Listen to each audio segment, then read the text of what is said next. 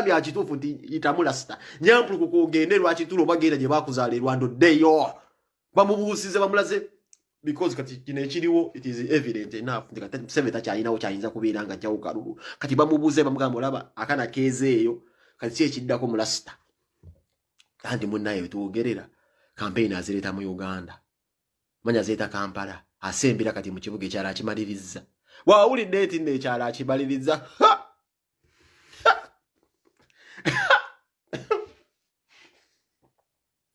waawulidde eti n'ekyala akimaliriza Chachi bachidirira. What is next? Mbomwana asembera ajja mu kibuga kati. Nga manye embeera za dictator. Nga bulijjo. Embeera za dictator omuntu atakkiriza. Akogamba mbu eno. Eno system. Eno system eno batule ya mmotoka. Bobe batugamba. Tukkirize mu nsomo mbeera ngezo. Kati sawa ya kujja mu kibuga. Tata Natasha kubaganye mu mpale. Tata Natasha kubaganye mu mpale. Abuswidi sibe bayina buno obuswidi nti balwa na masulu gakaze. Gakaze. Alipota bajimuone bamugamba gakaze. Amasulu bugamo kaze kati akaze. Skin cancer zemu mwana jja mu kibuga. You know what that means? Bobi Wine is arrested alone. We ba musiba ba arresting. Ukauka Bobi Wine okumusiba. That was the campaign. Mwana bekyaliwo. Mwala bekyaliwo.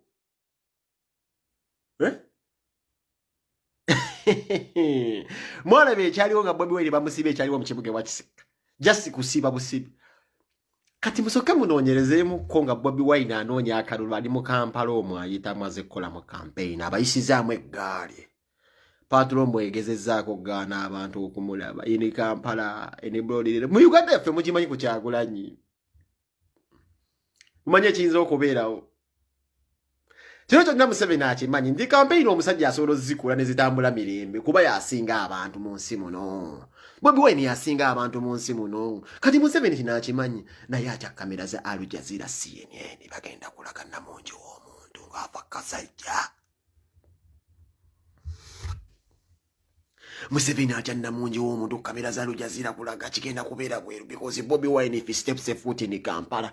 Do you know what bayinza coverage zinzo? Do you even have a slightest idea? Image yo jikubye ekifaananyi namungi w'omuntu ayinza okubeera mulaale. What Al Jazeera and all this CNN the whole rare could broadcast.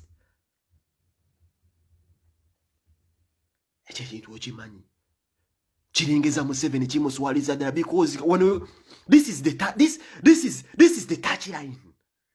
When wali touchline when wali okwambula Museveni zivestize n'amasulubu gonna omutwala n'ekiwata n'ekiwata baby tumuzaye lwaki tulanga aweddemu wano wasinga okutya kati wana alabawo wana yino okublockinga what do you think I am surprised? Video yange nyasemba okukola mu deo mujirabe nabagamba Bobi Wine no campaign in Kampala. Didn't I tell you this?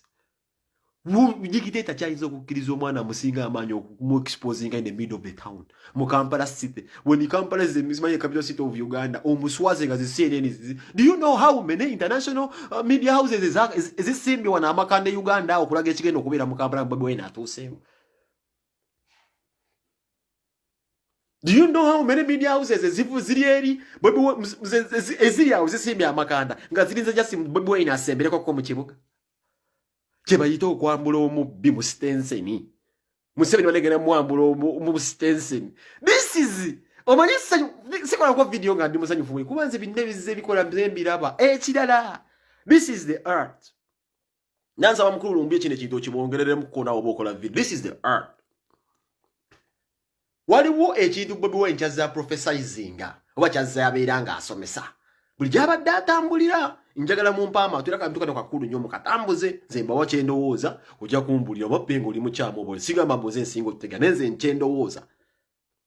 Waliwo pulaani oba omuwaato kwa government okwefuula nti nno ekitandise kati Bobi Wine tajja mu kibuga nti batufaako nnyo mu COVID. Okumanya obuwuttaavu wa president waffe gwe tulina n'abantu abamukozesa oba n'abantu abamuli okumpi bonna bawuttaavu. Oyakuŋŋamba nti nno Bobi Wine gyabadde mu bantu eri Uganda olinako ekitundu ky'ogifaako kyokka ekyenjawulo. tulina omukulembeze omuwutaavu nga yakulaga nti Bobi Wine gyabadde yonna embala gye basibuka abanyankole abo tabafaako ne balala covid kuba badde bagatandika ni big numbers so mwabo omukampala bokka basinga okufaako kino kitegeeza omukulembeze muwutaavu nnyo twana extent okulaga nti no covid yajja buzibu kampala wasimbye amakanda litali idiots at rampage in the governance ekino Bobi Wine kyagenda osibutulula uprooting all these idiots naye ndowooza yange eri bweti waki bakitandise today tutandika okugatta ebintu bino ng'abantu abayivu oba abategeevu ng'abantu abazaliddwa mu Kampala ffe tuzadde zenzi wentebero ntosobola kuntwala speed era bwontwala speed nkusala emisinde kati zegamba kusalira emisinde zengamba bwenu Bobi Wine mu byonna byazaatambuze e Uganda eyo ba mu kampeni z'abaddemu abadde alina ebintu byajjayogera ne mu bikyenkize ekibadde kisinga buli kampeni gy'abadde akuba azaabagamba nti bw'osuula akalulu tovaawo awo penge nganza omusajja omulaba ng'omuyaye bagamba ki nti Bobi Wine waba yabagamba bw'osuula akalulu tovaawo kitegeeza mugenda kubeera bangi ku polling station nga mulinze kalulu temwagala bakabbe gavumenti eyagala kufuna gap muwulire gavumenti yagala kufuna gap weesendekereza abantu ebagambe nti bw'olonda vaawo we munaakuŋŋaanira nomujja kusiiga abantu covid awo webbira akalulu ennyo ku kigiraasi tambuza message eno twogera nno ng'abasajja abayaye ne tubabuulira obukudde bwabwe bwonna tubumanyi agenda kubeera bwamu kamanzi gye ng'omuntu omukulu mula okunywa ku vidiyo lya Cipriano nziremu statement eyo nkulu yankizo mananga atanatambula kugenda ko kekolosha wali bayina kye bayita bushoti buli obukuba buramu abakolosha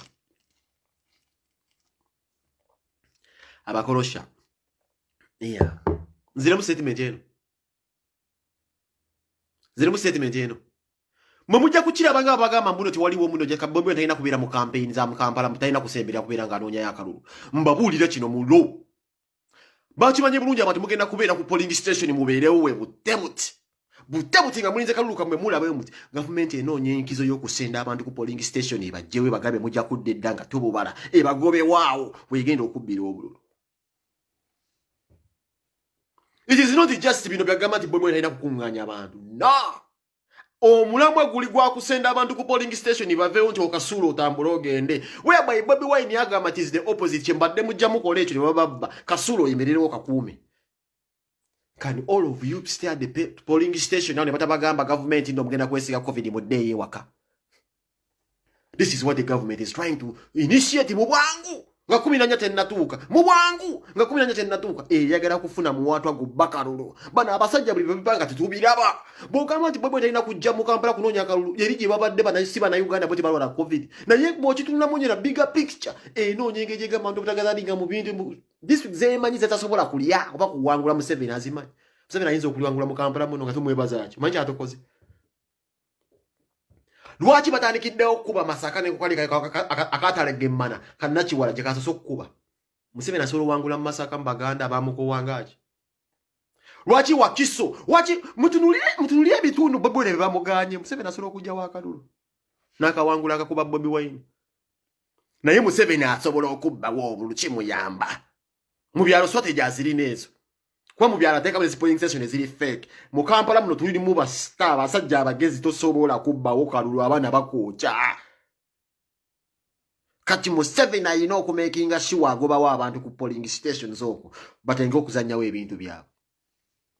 And I'm here to warn you Museveni about the why me I prefer ye president wange wekyasa ekijja bino ebintu tubirabira tujja kwogeranga akawuti mujja kuzirwalisa. We are going to sensitize people tubagambe nti no wavaako dda kino tukyaki nze newendi banfudde njagala mujuge kikimuti penge yabagamba Museveni yavaako dda naye yavaako atya yavaako osigaddewo bw'ogenda tolyonze